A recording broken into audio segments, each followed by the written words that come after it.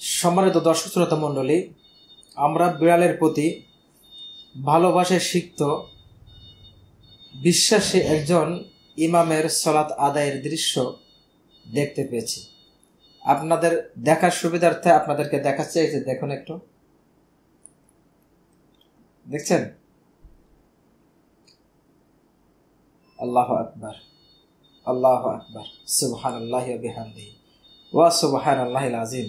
চিন্তা করেছেন, একজন ইমাম তিনি সালাত আদায় করাচ্ছেন, এমত অবস্থায় একটা বিড়াল এসে লাফ দিয়ে তার হাতের ওপরে, এরপরে তার কাঁধের উপরে উঠেছে।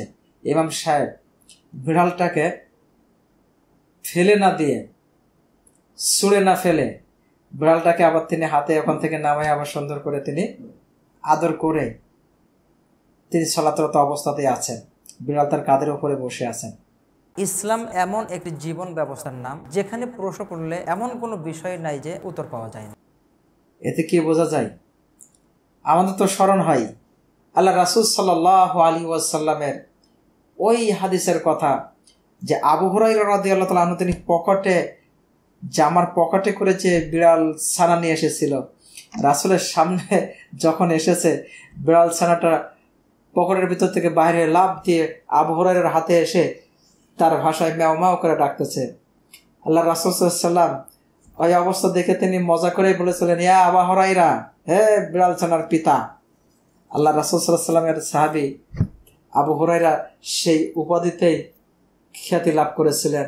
আমরা হাদিস বলতে গেলেই বলি কলা আবু হুরায়রা রাদিয়াল্লাহু তাআলা আনহু, কলা হাদাসানা আবু হুরায়রা ইত্যাদি কথা আমরা বলি, আখবারানা আবু হুরায়রা ইত্যাদি কথা আমরা বলি। তো দেখুন একটা আদর্শ কাকে বলে। আবু হুরায়রা রাদিয়াল্লাহু তাআলা আনহুর ওই ঘটনায় আমাদেরকে রাসূলের সময়ের প্রেক্ষাপট স্মরণ করে দিচ্ছে। আর বর্তমান এই ইমামের কাঁধে বিড়াল লাফ মেরে উঠেছে, ইমাম তাড়িয়ে না দিয়ে, এটাই আমাদেরকে শিক্ষা দেখাচ্ছে যে রাসূল সাল্লাল্লাহু আলাইহি ওয়াসাল্লামের শিক্ষা এটাই যে তোমরা কোনো প্রাণীকে অন্যায়ভাবে আঘাত করো না, অন্যায়ভাবে মেরো না, অন্যায়ভাবে প্রাণীকে তোমরা কষ্ট দিও না। এটাই তো আমাদের শিক্ষা দেয়।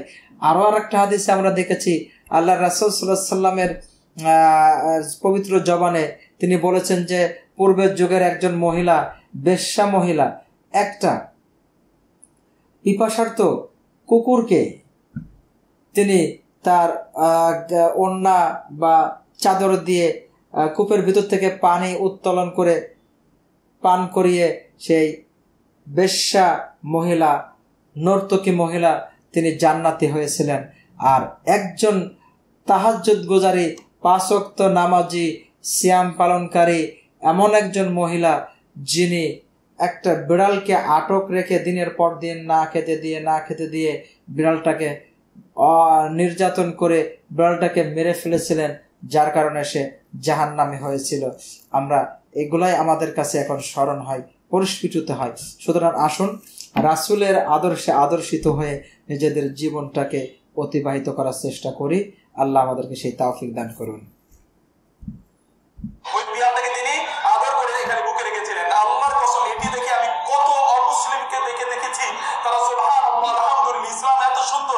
মুসলমানরা এত ভালো, এটা তারা বলছে। এই একটা ভালো কাজ মুহূর্তের মধ্যে বিবর্তন তৈরি করে দেবে। আমি বিশ্বাস করি এটা দেখেও বহু লোক হয়তো ইসলাম গ্রহণ করবে ইনশাআল্লাহ। দেখুন এই একটা আদর্শ, কি একটা আদর্শ, যে একটা ইমাম তিনি কেমন আদর্শ দেখালেন, যে আদর্শে আজ বর্তমান বিশ্বে বিভিন্ন নাস্তিক বিধর্মীরা পর্যন্ত তারা এই ভিডিওটা দেখার পরে বলছে যে এটাই কি ইসলাম, এটাই কি ইসলামের সৌন্দর্য, যে নামাজের মধ্যে, ইবাদতের মধ্যে একটা বিড়াল সে এসে তার কাঁধের উপরে লাফ মেরে উঠছে, তার সাথে এত সুন্দর ব্যবহার দেখাচ্ছে।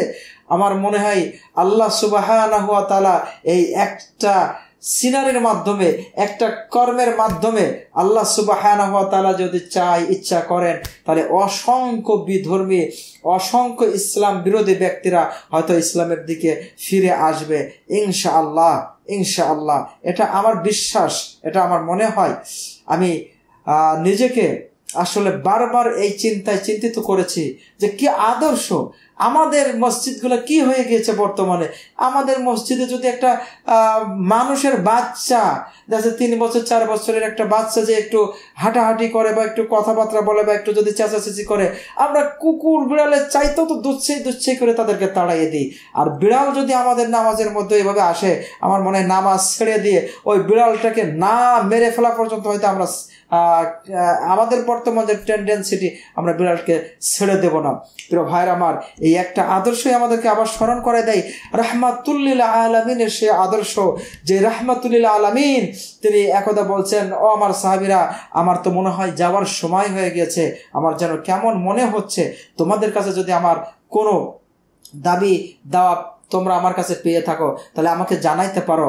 ইতিমধ্যে আবু মাহজুরা নামে একজন সাহাবী বলছেন, ইয়া রাসূলুল্লাহ, আপনার কাছে আমার একটা দাবি আছে, আমার একটা পাওনা আছে। সাহাবীরা সবাই আশ্চর্যান্বিত হয়ে গেলেন, আরে আবু মাহজুরা, সে বলছে আমার পাওনা আছে।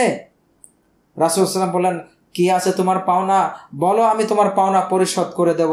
আল্লাহর রাসূল সাল্লাল্লাহু আলাইহি ওয়াসাল্লামের সাহাবী বললেন, ইয়া রাসূলুল্লাহ, আমার সেই পাওনা যদি আমি আজকে আপনার কাছ থেকে উসুল করে নিতে চাই, তাহলে আমার সেই পাওনা উসুল করে নিতে হলে আপনার গায়ের পোশাক খোলা লাগবে, কারণ আপনি আমাকে লাঠির আঘাত দিয়েছিলেন, লাঠির আঘাত দিয়ে আমাকে খোঁচা দিয়ে কষ্ট দিয়েছিলেন।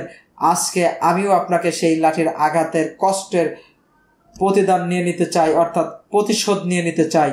রাসূল সাল্লাল্লাহু আলাইহি ওয়াসাল্লাম তাড়াতাড়ি করে তার পোশাক খুলে ফেললেন।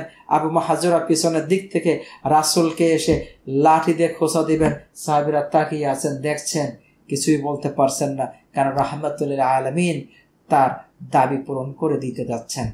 আবু মাহজুরা রাদিয়াল্লাহু তাআলা আনহু তিনি রাসূল সাল্লাল্লাহু আলাইহি ওয়াসাল্লামের কাছে এসে হাতের লাঠি ফেলে দিয়ে খতমে নবুয়ত যে জায়গায় ছিল সেই জায়গায় চুম্বন দিয়ে বলছেন, ইয়া রাসূলুল্লাহ, বিয়াদবি হলে মাফ করে দিবেন, আমি কি আপনাকে আঘাত করতে পারি, আমি কি আপনাকে মারতে পারি? আমি তো এই আশায় ছিলাম কবে এমন একটা সিচুয়েশন তৈরি হয়ে যাবে আমার জন্য, আমি রাহমাতুল্লিল আলামিনের খতমে নবুয়তে চুম্বন দিতে পারবো। আল্লাহু আকবার। এই হলো রাহমাতুল্লিল আলামিনের আদর্শ আর তার সাহাবীদের আদর্শ, আর তার আদর্শ আমরা বর্তমানেও দেখতে পারলাম।